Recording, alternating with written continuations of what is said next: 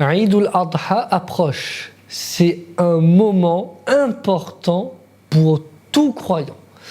Il y a d'un côté ceux qui vont accomplir le Hajj et il y a également nous qui restons où nous résidons. Eh bien, on va profiter de cela. Ça sera une de nos deux fêtes. Après Eid al-Fitr, c'est maintenant Eid al-Adha. Et il y a de grandes leçons à retirer à travers cela. Lorsque l'on regarde l'origine de Eid al-Adha, elle est liée à l'histoire de Abraham, Ibrahim alayhi salam. Et Ibrahim alayhi salam était connu pour être Khalilullah.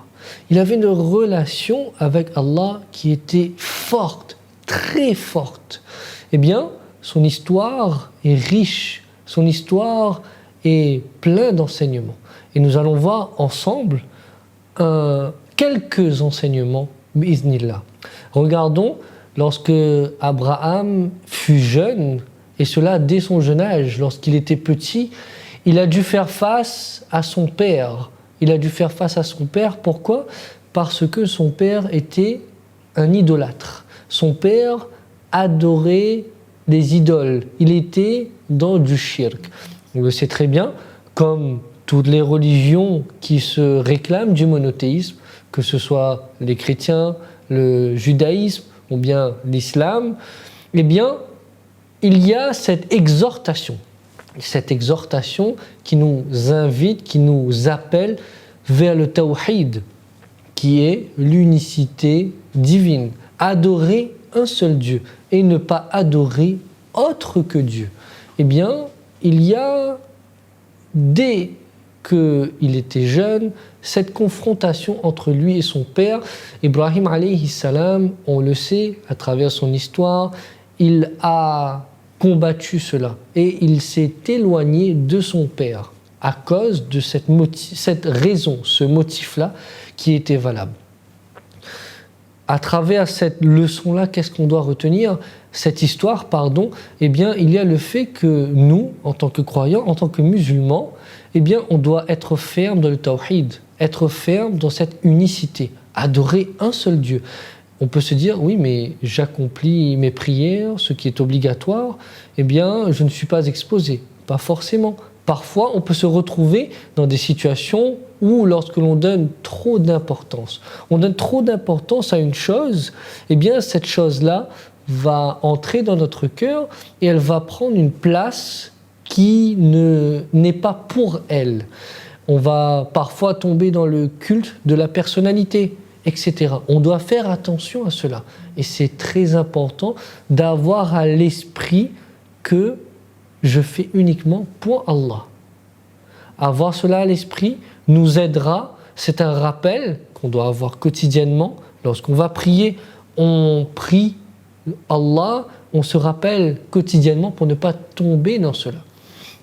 Il y a cette facette concernant le shirk. Qu'Allah nous permette de rester loin, éloigné de cela et de ne pas tomber. Si on est dedans le shirk, sous quelle que soit sa forme, essayons de corriger cela. Et rien n'est perdu. On peut toujours rectifier cela. Continuons ensuite. Lorsqu'on regarde, il a commencé cela étant petit. Face à son père, c'est quelque chose de très difficile. Un enfant, un jeune, qui est face à son père, qui représente une autorité, c'est quelque chose de très difficile. Aller à l'encontre. D'un côté, on a quelqu'un qui a de l'expérience, une vie, un vécu, et de l'autre côté, quelqu'un qui, lui, n'a pas forcément cette expérience-là. On voit la fermeté et la conviction d'Ibrahim dès son jeune âge, et qui a été ferme dans son unicité. On continue. Il y a le fait que Ibrahim, alayhi salam, durant toute sa vie, fut éprouvé. Il fut éprouvé notamment, et là, on voit, d'un côté, il a été éprouvé en tant que fils, en tant qu'enfant face à son père. Mais il a été éprouvé aussi en tant que père face à son fils. Il a été éprouvé, et cela, c'est une épreuve, et même une épreuve qui vient en quelque sorte compléter une vie entière de soumission vis-à-vis d'Allah. Est-ce que après avoir sacrifié tout cela, ô Ibrahim, c'est en quelque sorte un peu le message qui se cache dans cette histoire. Est-ce qu'après cela, toi, Ibrahim, vas-tu accepter l'injonction divine? Dieu a demandé à Abraham de sacrifier son fils pour lui. Passer le couteau. Vas-tu le faire? Eh bien, Ibrahim, qu'est-ce qu'il a fait? Il a informé son enfant. Et là, il y a une leçon qui est extraordinaire. La réponse du fils, qu'est-ce que c'est? Allah dans le Coran, il nous le rappelle. Satajiduni insha'Allahu minas sabirin. Tu vas me trouver, satajiduni. Et là, il y a quelque chose de grand. Insha'Allah, si Dieu le veut, minas sabirin, parmi les patients. Il y a il se tourne tout de suite, lui en tant qu'enfant, il se soumet à ce que Dieu a décidé. Alors que c'est quelque chose de difficile. La preuve est qu'il dit que tu me trouveras parmi les patients. Parce que c'est quelque chose de difficile. Lui-même le sait. Et aussi, il n'oublie pas le terme Inch'Allah, que cela dépend de la volonté d'Allah. Et que ce n'est pas selon sa volonté ou juste parce qu'à ce moment-là, il se soumet et il dit à son père, il l'encourage d'accomplir cette injonction. On sait ce qui s'est passé par la suite. Allah, au moment de sacrifier, a remplacé son fils. Ce qui a été pour lui une délivrance, c'est-à-dire qu'il n'a pas eu à se sacrifier. Mais ce fut l'accomplissement de toute une vie de soumission.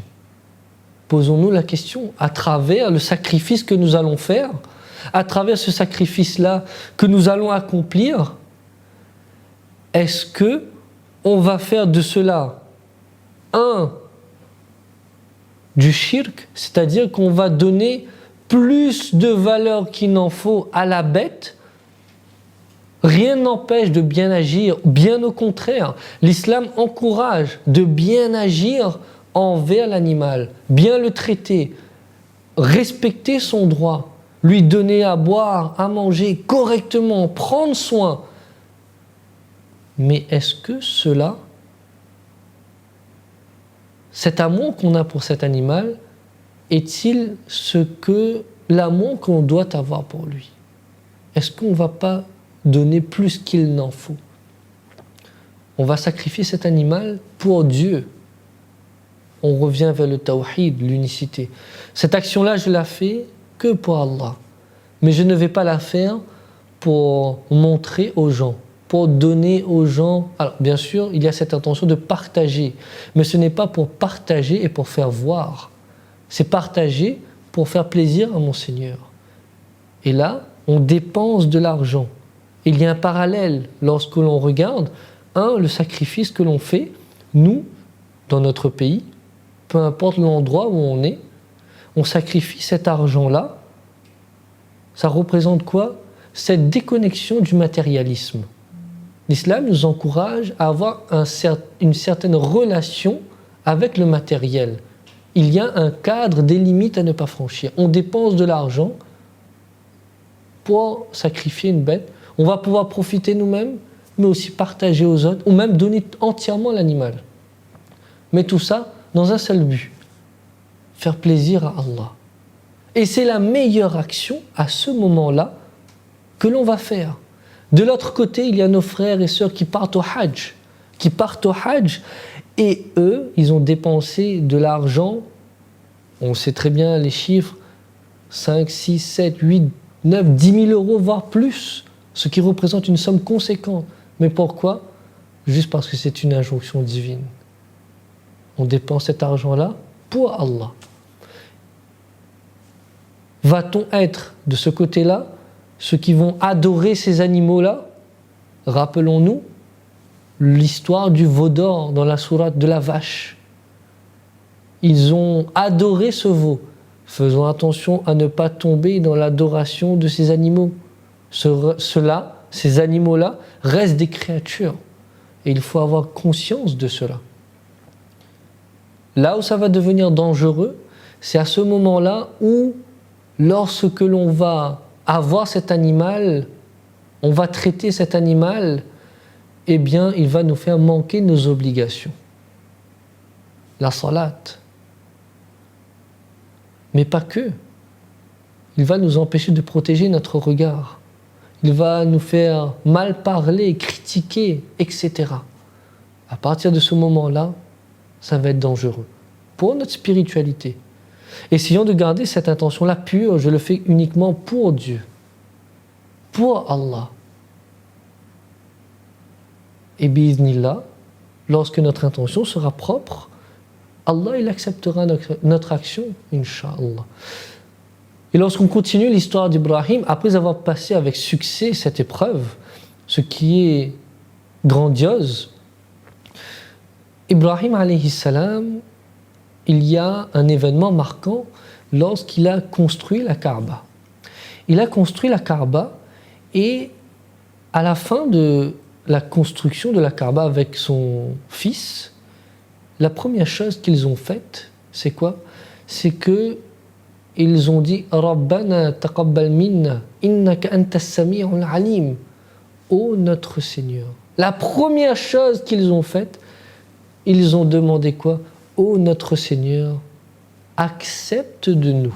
Certains commentateurs du Coran nous expliquent le mot taqabbal ici vient dans le sens où daigne accepte. Accepte notre action malgré ses manquements. Ici, il reconnaît les manquements qu'il y a eu et il demande l'acceptation à Allah. On doit toujours se tourner vers Allah pour chaque action que l'on fait. C'est Allah qui accepte et c'est seul lui qui décide. Ce n'est pas parce qu'on a bien fait ou autre.